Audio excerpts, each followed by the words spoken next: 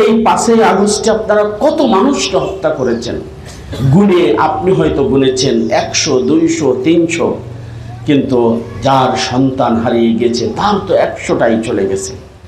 এতগুলো মানুষ মেরে আপনি ক্ষমতায় থাকতে চেয়েছিলেন। কোন ক্ষমতায়? যেই ক্ষমতায় থেকে বাংলাদেশের মানুষ বিচার পায় না, সেই ক্ষমতায়। আপনি কোন ক্ষমতায় থাকতে চেয়েছিলেন? যেই ক্ষমতায় থেকে আপনি দেশটাকে ইন্ডিয়ার হাতে লিখে দিতে চেয়েছিলেন। আপনি কোন ক্ষমতায় থাকতে চেয়েছিলেন? বিডিআরের রাইফেল কেড়ে নিয়ে বিডিআরের হাতে একটা লাঠি দিয়ে বিজিবি করে বর্ডার গার্ড বানিয়ে আনসারের কোটায় নামিয়ে দিলেন। আপনি কোন শাসন ক্ষমতা প্রতিষ্ঠা করতে চেয়েছিলেন?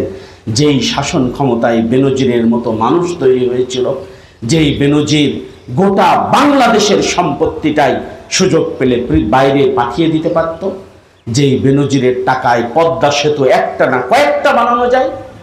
আপনি কোন শাসন ব্যবস্থা প্রতিষ্ঠা করতে চেয়েছিলেন? যেই শাসন ব্যবস্থায় একজন পুলিশ অফিসারের বাড়িতে কোটি কোটি টাকা পাওয়া যায়, আপনাদের আওয়ামী লীগের লিডারদের বাড়িতে কোটিশো কোটি টাকা পাওয়া যায়। কোন শাসন ব্যবস্থা আপনি প্রতিষ্ঠা করতে চেয়েছিলেন? প্রিয় ভাইয়েরা, আপনারা যারা এখানে আছেন কতদিন ভোট দেননি তার কোনো ঠিক নেই। দিনের ভোট রাত্রে হয়ে গেছে, আপনার ভোট অন্যজন দিয়ে দিয়েছে, একজন 100টা ভোট দিয়ে দিয়েছে। দেশটা হয়ে গেছিল একটা রসাতল। এই রসাতলের দেশটাকে আমরা আবার ভালো করতে চাই। এই দেশটাকে ফিরিয়ে নিয়ে এসে আমরা সৎ মানুষের শাসন প্রতিষ্ঠা করতে চাই।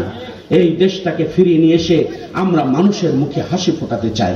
আপনার সন্তান লেখাপড়া শিখেছে, 10 লাখ টাকা না দিলে আপনি প্রাইমারি স্কুলের একটা পিওনের চাকরিও আপনার এই সরকার দেয়নি। আপনার সন্তান লেখাপড়া শিখেছে, 20 লক্ষ টাকা না দিলে পুলিশের কনস্টেবল করতে পারেননি। আপনার সন্তান লেখাপড়া শিখেছে, 20 লাখ 30 লাখ টাকা না দিলে সরকারি কোনো চাকরি আপনি পাননি।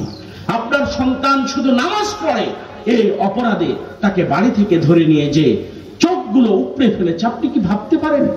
আপনার সন্তান, এদেশের সন্তান, বিশ্ববিদ্যালয়ে পড়া মেয়েদেরকে 100 মেয়েকে ধর্ষণ করে ধর্ষণের সেঞ্চুরি করেছে এই সরকারের ছাত্র বাহিনী।